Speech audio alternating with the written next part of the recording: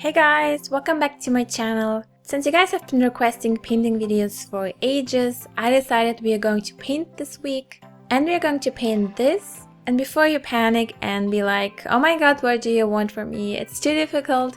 Don't worry, don't panic. It looks more difficult than it actually is. I will walk you through all the steps and explain what I did and why, so you can follow along. I decided to paint this because a lot of times we tend to think that something looks more difficult than it actually is, and we think we can do certain things without even trying it. So I wanted to show you that you can do it as well, and I really want to inspire you to do something you thought it's too difficult or that you can't do something, because you can. And I will show you that if you try, it might not be as perfect as you want it to be, but you're going to be better than you thought. So the first thing we want to do is just sketching the objects on our canvas. They don't have to look totally perfect. We just need some general idea where we want to have the objects to get a nice composition.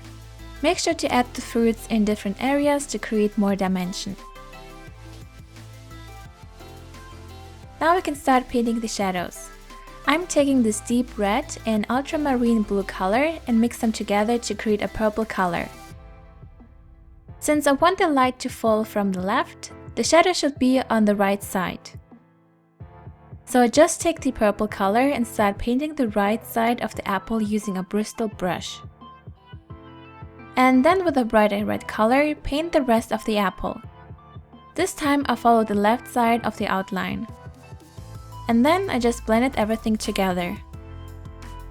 Next, I'm taking an orange color and start adding more details the same way as I just added the red paint. Add the paint with random brush strokes, but follow the same movement.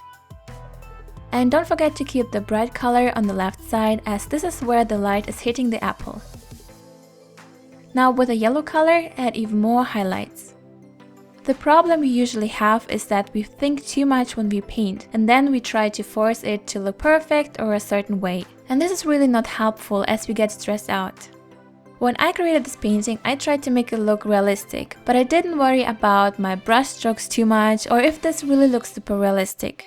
I just played around and adjusted everything however I felt like it. Next, take the purple color again and add it to the top part of the apple. You want to create a shadow on the right side and left side while keeping the brighter area in the background. This will create this apple shape on top. And you can already see that this is supposed to be an apple. And the only thing we did was adding a few colors and blending them together. Now let's move on to the pear. Here it's almost the same, just with a few different colors. First, create the shadows on the right side and behind the apple, because this is the part which gets less light as well. Since the pear has two parts that are rather round, we need to add the shadows on each part. So every time you want to add shadows, it's important to think about where the light is falling from, and depending on the shape of the object, think about what areas are now brighter and what areas are darker as they are getting less light. If you have a reference, take your time and observe the object. Here as well, don't forget to pay attention to the way you move your brush. To make some areas brighter, I went ahead and added a little bit of yellow on top. Don't think too much when you add the colors, just blend them together and you will see how the bristles and your brush strokes will help you creating your painting. And you don't have to finish everything in one go. You will see that I kept moving from one fruit to another to adjust it even more. Now let's move on to the lemon for now. Add a little bit of purple paint to the right side of the lemon and then add a little bit of orange and blend everything together. For the rest, we can use just a bright yellow color. Here again, pay attention to your brush strokes. I moved my brush up and down in a curvy motion to make it look more three-dimensional. Since one part of the lemon is covered, don't forget to add the shadows by using a little bit of purple. To create the lemon slice, I also create the shadows with a little bit of purple color first, and then colored in the yellow part. Now with a little bit of orange color, outline the sections of the slice and blend it into the yellow color. As you can see, I don't try to make it look super neat. It's rather messy when you're super close to the painting, but it also makes sense when you step back to see the whole piece. I also added a little more yellow to the outer part of the lemon. You can also add a little bit more yellow and just create random brush strokes to give the sections more texture. The cherries are also created almost the same way as the apple. Start with the shadows and then blend everything with a bright red. And since the cherry's top part is a little bit deeper, add a little bit of purple color to the top the same way as we just did with the apple.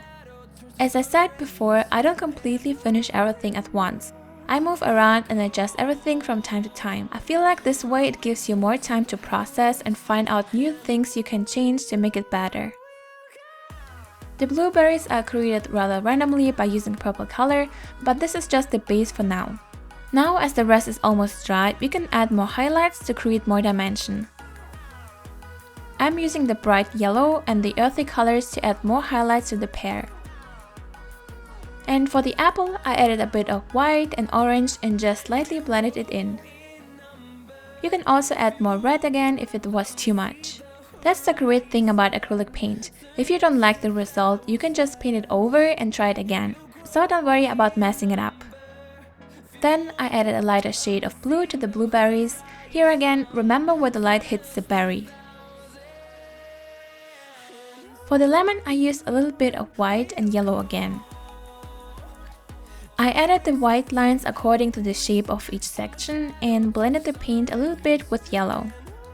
I find it's a lot easier to start with creating shadows first and then work on the highlights.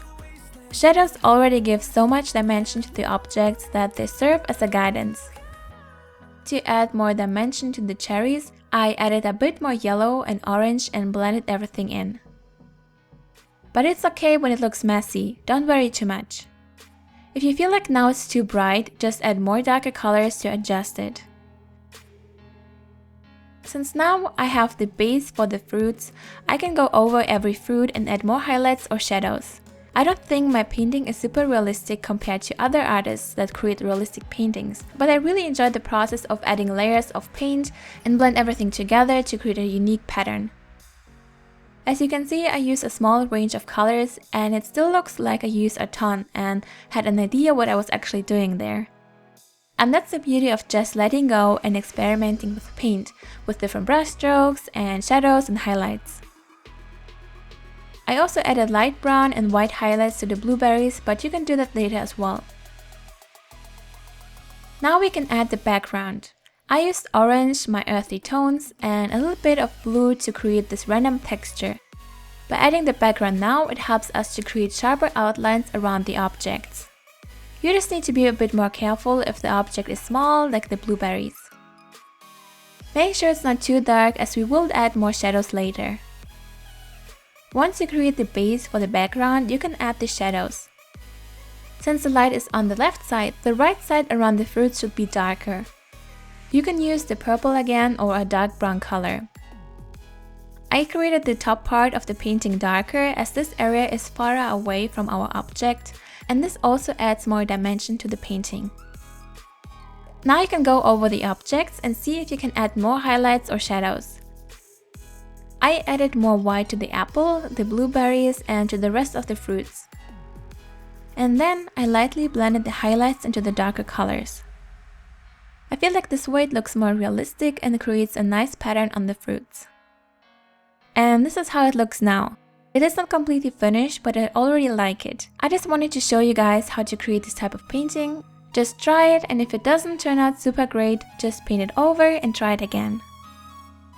And if you're going to recreate this painting, don't forget to share it with me on my social media so I can feature your artwork in my next painting videos. I really hope you enjoyed this video and found it helpful. If you did, don't forget to give this video a big thumbs up and to subscribe if you haven't already to see more fun and easy DIYs in the future. Thank you so much for watching, have a wonderful day, and see you next week.